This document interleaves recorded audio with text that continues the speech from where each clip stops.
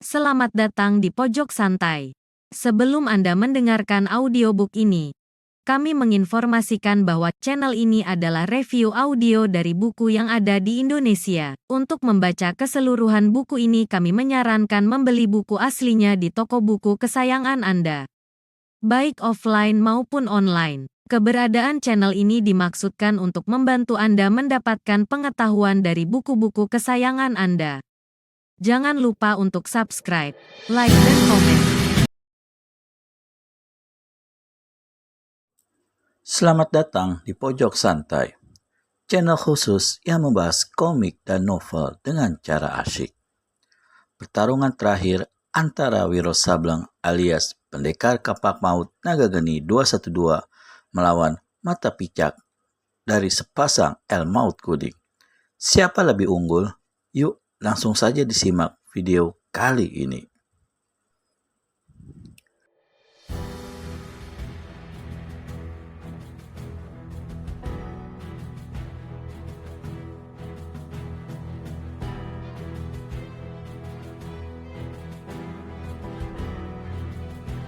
Wiro mulai memaki-maki dalam hati.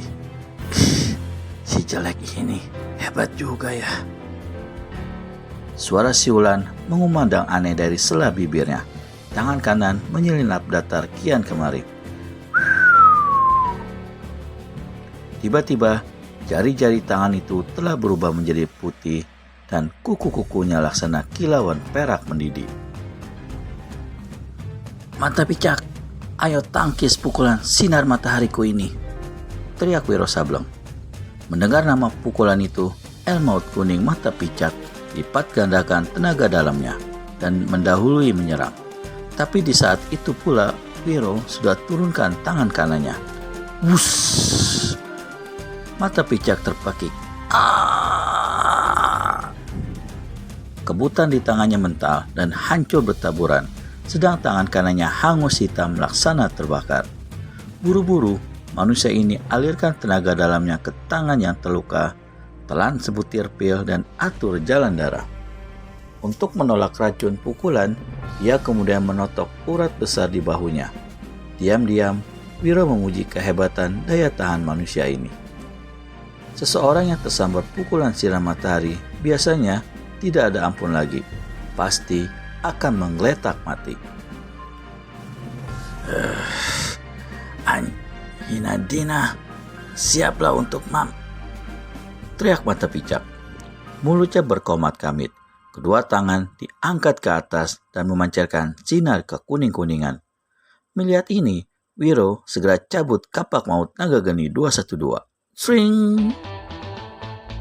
Lalu El Maut Kuning Mata Picak pukulkan kedua tangannya ke muka. Wuss! Terdengar suara menderu laksana topan prahara. Dua gelombang sinar kuning melesat. Puluhan paku emas beracun bertaburan menyambar ke arah tubuh Pendekar 212 Wiro Sableng.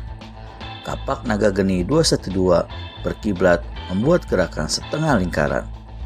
Sinar putih menyilaukan menggebu ke muka, memapasi dua gelombang sinar kuning yang melesatkan puluhan paku-paku emas beracun. Laksana daun kering dihembus angin puting beliung, demikianlah bermentalannya senjata rahasia sakti El Maut Kuning Mata Picak itu. Mata Picak tersirat kaget. Mukanya pucat laksana mayat. Selama 10 tahun ini, tak satu kekuatan lawan pun yang sanggup menumbangkan pukulan paku emas beracunnya itu. Demikian hebatnya. Apalagi serangan itu tadi dengan mengerahkan seluruh tenaga dalamnya. Melihat ini dan memaklumi bahwa naga-naganya dia akan mencari penyakit jika meneruskan pertempuran, maka tak ayah lagi Mata Picak segera melompat mundur, menyambar lukisan perempuan telanjang dan larikan diri dengan cepat. Hei, jalan ke neraka bukan ke situ Mata Picak, seru Wiro Sableng. Dia mengejar dengan sebat.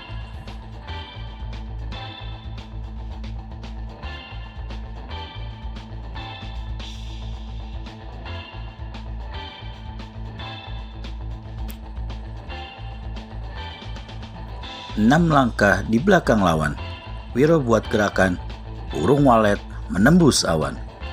Tubuhnya melesat di udara, dan ketika turun, tahu-tahu sudah menghadang larinya Mata Picak.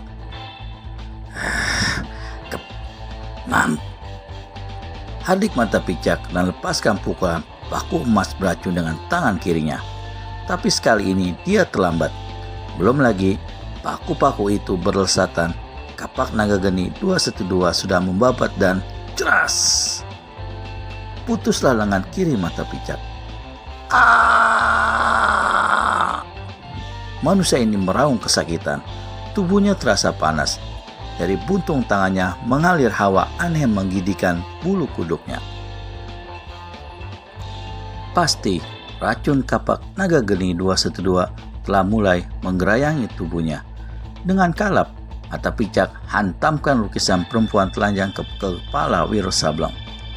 Wiro menangkis. Trak! Pruak! Kayu lukisan itu hancur berantakan. Bagian bawah dari lukisan robek sepanjang setengah jengkal. Mata Picak makin penasaran dan kirimkan satu tendangan kilat ke bawah perut lawan.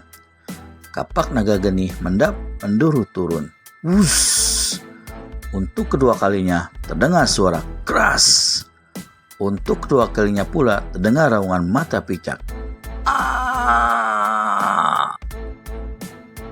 Betihnya telah terbabat putus. Tak ampun lagi, tubuhnya tergelimpang ke tanah. Beberapa saat lamanya, dia menggelepar-gelepar macam ikan meregang nyawa. Kemudian, tubuhnya tak bergerak lagi, tanda rohnya melayang sudah. Wiro Sableng usap-usap lengannya yang dihantam figura lukisan. Lengan itu lecet dan bengkak, tapi tidak mengkhawatirkan. Diambilnya lukisan yang terhampar di tanah dan kembali ke depan goa. Permani tak kelihatan di situ. Tentu di dalam goa, pikir Wiro. Dia masuk ke dalam, tapi sang darah juga tak kelihatan.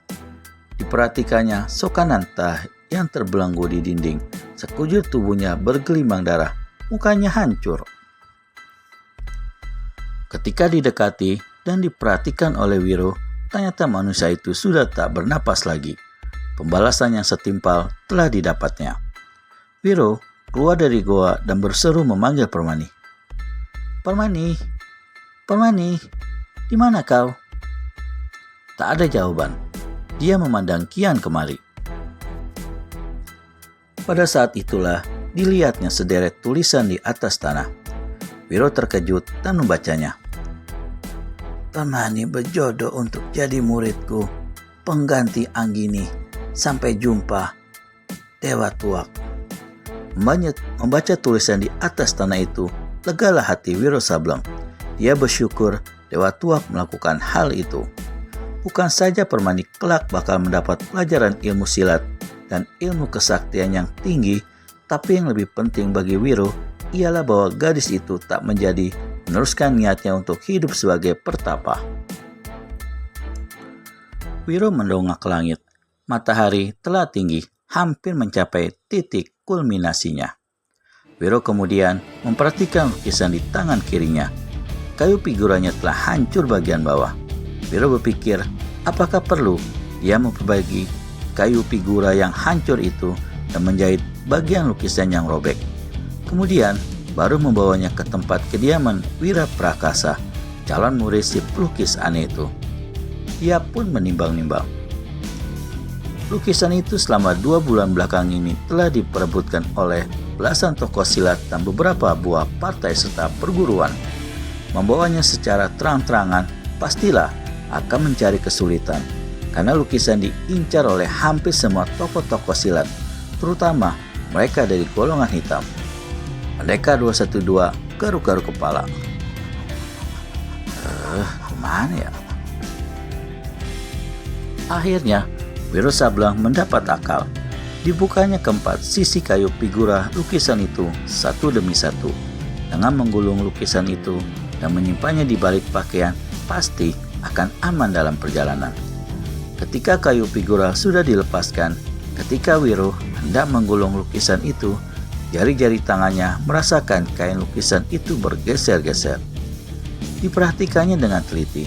Ternyata di bawah kain lukisan perempuan telanjang itu terdapat lagi sebuah kain lain yang putih bersih. Tentunya ini sebagai alas saja, pikir Wiro. Tapi tak sengaja, tiba-tiba kain putih di bagian bawah itu menjulai ke bawah dan tersingkap. Terkesiaplah Wiro Sableng sewaktu melihat bagian pada kain yang disangkanya cuma sebagai alas itu, ternyata terdapat tulisan-tulisan banyak sekali dan juga gambar-gambar orang bermain silat. Dan ketika diteliti, ternyata semua tulisan dan gambar-gambar itu adalah sebuah ilmu silat aneh yang mengandung jurus-jurus luar biasa hebatnya. Wiro geleng-gelengkan kepalanya. Hebat. Rupanya, inilah rahasia besar yang disembunyikan si pelukis aneh dalam lukisan perempuan telanjang itu. Pantas saja si pelukis aneh tak mau menjualnya tempo hari pada Adipati Pamekasan meskipun sudah ditawar 200 ringgit. Sungguh cerdik sekali orang tua itu menyembunyikan ilmu silat yang hendak diwariskannya pada calon muridnya. Wiro meneliti lagi pelajaran silat yang tertulis di kain putih itu. Si pelukis aneh menamakan ilmu silatnya itu ilmu silat selusin jurus aneh. Sesuai dengan namanya, maka seluruh pelajaran berjumlah 12 jurus tapi bisa dipecah-pecah sampai puluhan anak jurus. Wiro harus mengakui kehebatan ilmu silat yang ditulis oleh si pelukis aneh itu. Tak dapat tidak, siapa yang mempelajarinya pasti akan menjadi seorang tokoh besar yang dikagumi dalam dunia persilatan. Sebagai seorang pendekar berhati polos jujur, Wiro tak mau mencuri mempelajari ilmu silat itu. Perlahan-lahan digulungnya kedua kain itu sekaligus. Sesaat kemudian, dia pun sudah berlalu dari situ. Selesai. Terima kasih telah menonton video Wiro Sableng dengan judul Rahasia Lukisan Telanjang.